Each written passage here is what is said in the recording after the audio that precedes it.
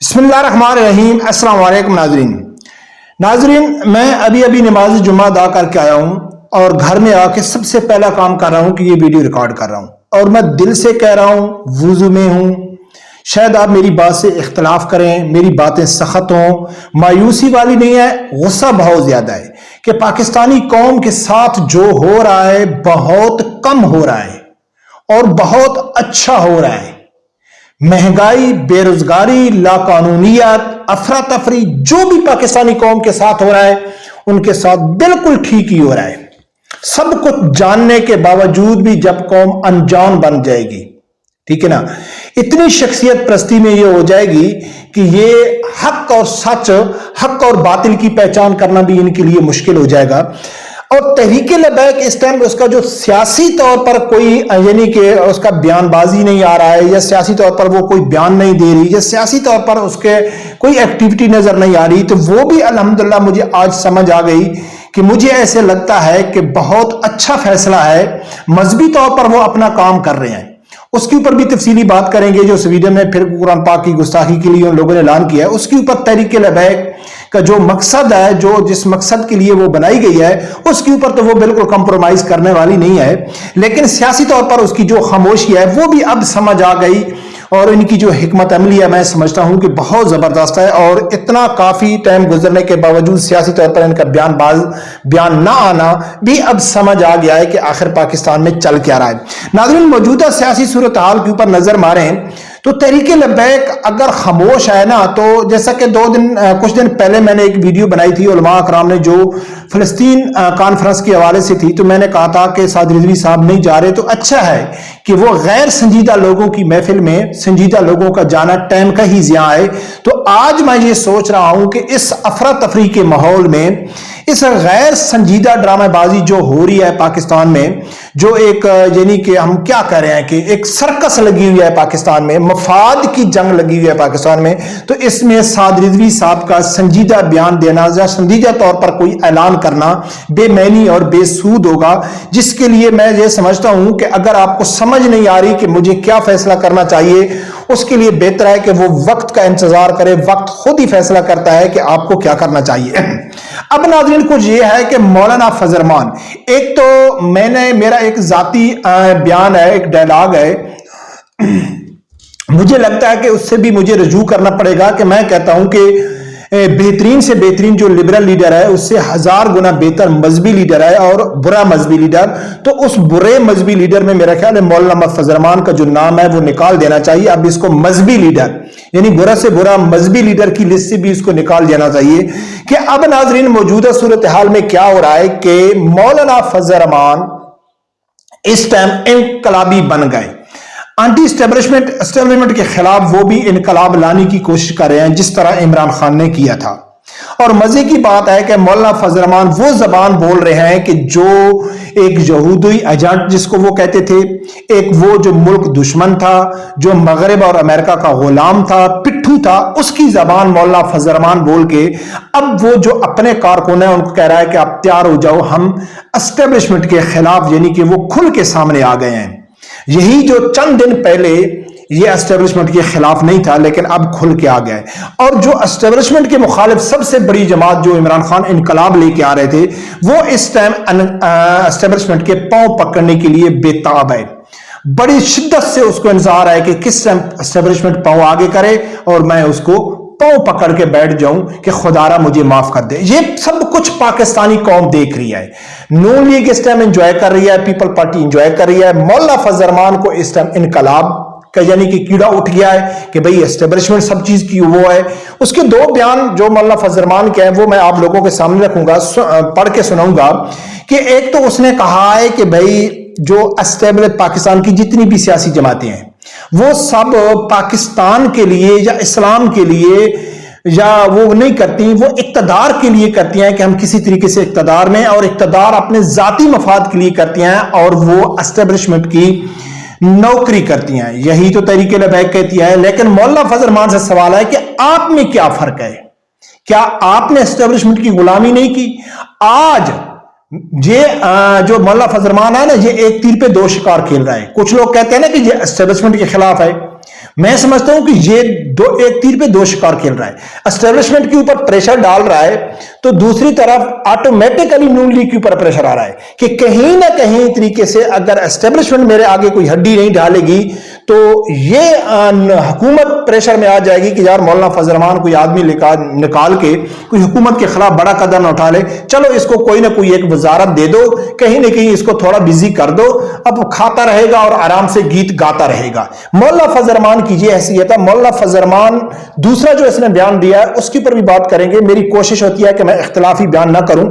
इसी मौलाना फजल रहमान का जो अब मैं वीडियो बना रहा हूं, ट्विटर के ऊपर मौलाना फजल रहमान का सबसे एक्टिव जो कारकुन है उसका भी मैंने बयान सुना है, लिहाजा ये जो मैं अल्फाज इस्तेमाल कर रहा हूं ये बेसिकली मौलाना फजल रहमान के लिए है, कोई देवबंदी जो मसले या बरेलवी के नहीं है। वो मौलाना फजल रहमान का बहुत ही एक्टिव जो ट्विटर के ऊपर है, वो कहता है कि मैंने अल्लामा खादिम हुसैन रिजवी रहमतुल्लाह अलैह का जनाजा पढ़ा जो मेरे लिए बहुत बड़ी, उसने पाकिस्तान में खासकर पंजाब में खत्म नबुव्वत जो नौजवान नस्लों में शऊर उजागर किया है वो पाकिस्तान की तारीख में किसी ने किया है। तो लिहाजा मेरा मकसद बात करने का यह है कि ये भी देवबंदी है और ये अल्लामा खादिम हुसैन रिजवी रहमतुल्लाह अलैह के लिए कैसे अल्फाज इस्तेमाल कर रहा है। लेकिन हम मौलाना फजल रहमान की बात करते हैं। एक तो उसने ये कहा है कि एस्टेब्लिशमेंट की ये लोग नौकरी करते हैं, ये मफाद किया, और हम तो फजल रहमान में भी कोई फर्क नहीं समझते। लेकिन दूसरा बयान जो मौलाना फजल रहमान ने दिया है मगरिब को उम्मत मुसलमा को मुखातिब होके, वो कहता है कि भाई देखो जिस दिन हमारी हुकूमत आ जाएगी, यानी मजहबी तबके की, यानी मौलाना फजल रहमान अपनी बात कर रहा है कि हमारी हुकूमत आ जाएगी तो हम उम्मत मुसलमा को लीड करेंगे, हम दिखाएंगे कि किस तरह उम्मत मुसलमा को लीड करता है।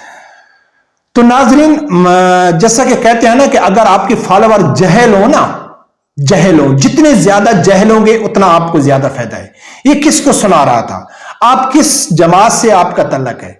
आप सऊदिया की मर्जी के बगैर आप लोटे से वुजू भी नहीं करते, और सऊदिया जिस तरह उम्मत मुसलमा को लीड कर रहा है आपने सिर्फ उनके जूते उठाने हैं। आपने अगर आपकी हुकूमत आ भी गई तो तारीख उठा के देख लो, अगर जो लोग मौलाना फजल रहमान जो जैसी जमात मसलक वालों से वो हमारी बातों से इख्तिलाफ करते हैं, तो पीछे किताबों में जाने के लिए, पीछे तारीख में जाने के लिए तो शायद आप तस्लीम ना करो, लेकिन मौजूदा 10-15 साल की जो तारीख है वो उठा के देख लो। चाहे खत्म नबुव्वत के कानून में तरमीम है, चाहे आसिया मौलूना का वक्त है, चाहे फ्रांसीसी सफीर का वक्त है, चाहे पाकिस्तान में जितनी भी कुरान पाक की बेहुरमतियां हुई हैं, गुस्ताखियां हुई हैं, आले बैत हुई हैं, तारीख उठा के रिकॉर्ड उठा के देख लो कि उसमें मुद्दई जमात आपको कौन मिलेगी? सिर्फ तहरीके लबैक की मिलेगी। तो किस तरह ये आवाम को इस्लामी टच इमरान खान की तरह दे रहा है कि हमारी हुकूमत आ जाएगी तो हम उम्मत मुसलमा को लीड करेंगे। उम्मत मुसलमा को तो लीड करने की दूर बात है, नबी अकरम सल्लल्लाहु अलैहि वसल्लम की खत्म नबुव्वत के कानून में जब तरमीम हो रही थी तो ये उन्हीं एस्टेब्लिशमेंट की जमात, उन्हीं नवाज शरीफ की गोद में बैठा हुआ था, इसको कोई भी परवाह नहीं थी। और मौलाना तहर अशरफी कह रहा था कि हम मसलियत का शिकार थे जब खत्म नबुव्वत में तरमीम हो रही थी, और एक व्हील चेयर पे बाबा उठा, उसने जाके पूरी दुनिया को बिता दिया। अब नाज़रीन, तहरीक लबैक जो नहीं कर रही, मैं समझता हूं कि बहुत अच्छा कर रही है, वो सियासी बयानबाजी नहीं कर रही, बेहतरीन वक्त उनके लिए नहीं है। ये इस टाइम एक ड्रामेबाज, एक जोकर, एक मफाद परस्त यानी लोगों का, यानी कि एक गिरोह है जो इस टाइम मफाद की जंग लड़ रहा है। इस टाइम साद रिजवी साहब को अंदर नहीं घुसना चाहिए। हाँ, तहरीक लबैक का जो अपना मकसद है, जिस मकसद के लिए वो बनी है, उसके लिए वो कोशां है। चाहे वो स्वीडन में फिर कुरान पाक की गुस्ती का ऐलान हो, तो चाहे यूके हो, चाहे फ्रांस हो, जहां भी तहरीक लबैक के कारकुन है वहां वो एहतजाज कर रहे हैं। पाकिस्तान में भी खुल के एहतजाज कर रहे हैं, ऐलानात कर रहे हैं कि जो स्वीडन में आए उनके ऊपर जहाद फर्ज है, वो जाए उस मुर्तद को कत्ल करें। यानी कि तहरीक लबैक कर क्या सकती है? कम अज कम इसके इख्तियार में आवाज उठाना है।